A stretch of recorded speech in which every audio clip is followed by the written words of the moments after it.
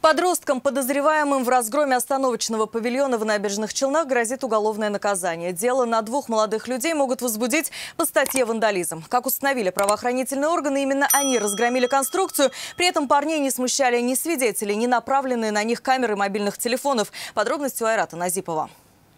Это вот молодежь такая у нас.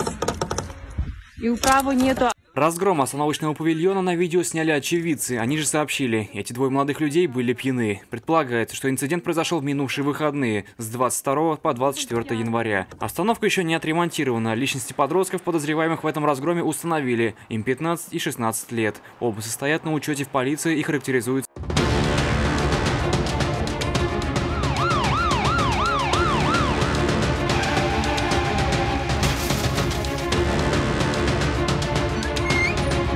Кроме уголовного наказания за содеянное грозит и материальная ответственность. Сумма ущерба оценивается почти в 100 тысяч рублей. Раскошелиться на ремонт остановки, скорее всего, придется родителям подростков, если их вина будет доказана.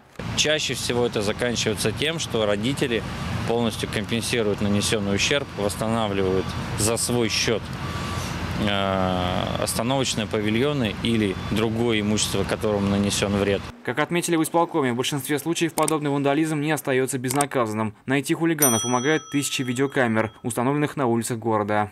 Айрат Назипов, Эльмира Гайнудинова, Роман Гейтман. Вызов 112.